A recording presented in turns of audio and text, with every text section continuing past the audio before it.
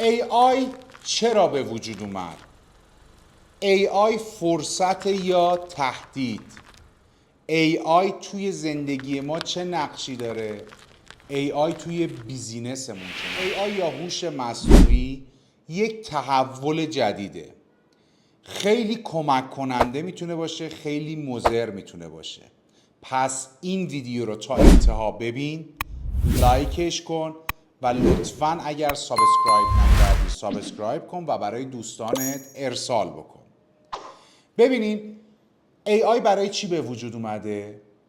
ما وقتی که میایم به مردم زیبایی میفروشیم پول خوب در میاریم. وقتی به مردم علم و دانش میفروشیم پول خوب در میاریم. وقتی به مردم راه پول در آوردن رو میفروشیم پول خوب در میاریم و مسافرت، تفریح. یکی از این عوامل رفاهه. شما کارهای مردم رو که راحت میکنی پول بیشتر در میاری. مثالش قبلا مثلا باید گوجه فرنگی میخریدن، رب درست میکردن تا اون رب تو سال مصرف کنن. الان شما میری سوپرمارکت یه دونه میخری و کارخونه اومده یک خدماتی رو راحت به شما ارائه میده.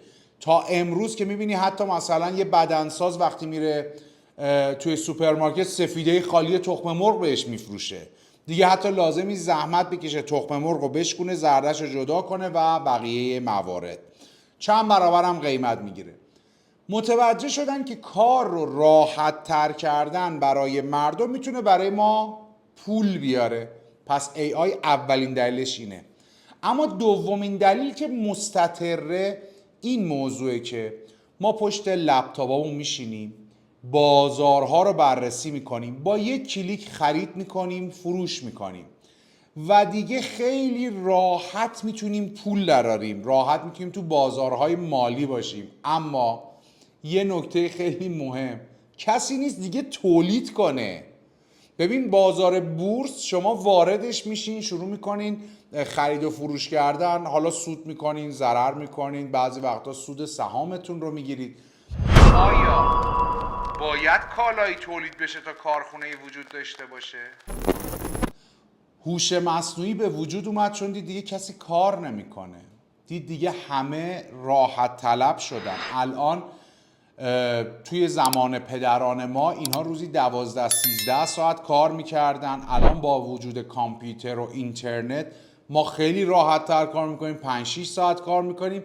و فرزندان ما میبینید که مثلا میره بازی میکنه تو همین یوتیوب، شروع میکنه پخش کردن، پولدار میشه. میگه شما دیوونه این، صبح میرین سر کار، من بازی میکنم، فیلم میگیرم میریزم توی یوتیوب و پولدار میشم. راه ها تغییر کرده و یادتون باشه این سایکل الان داره میره بالا.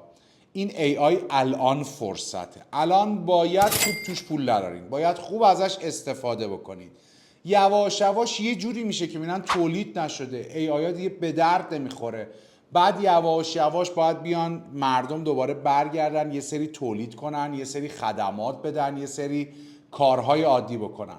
و این رو از من شنیده بگیرید که یک روزی میشه که فقط ثروتمندها، پولدارها و موفقها هن که میتونن برن مسافرت یا برن تو طبیعت یا برن دریاچه رو ببینن. یه جوری میشه اونایی که پول ندارن عینکه رو باید بزنن، از همینجا بررسی بکنن، برن واسه خودشون آبشار و غیره و ذالک. و یک فرصت فعلا، ولی بعدها به تهدید ممکنه تبدیل شه که تا اون موقع فکر نکنم ماها زنده باشیم. و باید از الان برنامه‌ریزی کنیم، به بچه هامون توضیح بدیم که اونها بتونن جلوی اون ضررها رو بگیرن.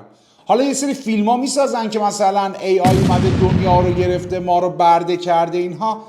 خب اینا رو سازنده هاشون عقل دارن، سویچ آف براش میذارن، هم دستی میذارن، هم اتومات میذارن، هم قطعی اینترنتش هست، شبکهش رو قطع میکنن. حالا اونا فیلمه واسه جذاب بودن این کار رو میکنن. و حالا ما چگونه استفاده کنیم از این موضوع؟ باید از الان شروع کنید آموزش دیدن. آلارم ها شروع شده. شما الان تشریف میبرید دبی، میبینید دیگه راننده‌ای وجود نداره. متروش که چندین ساله اصلا خدماتی درش وجود نداره. پس شغل ها باید تغییر کنه.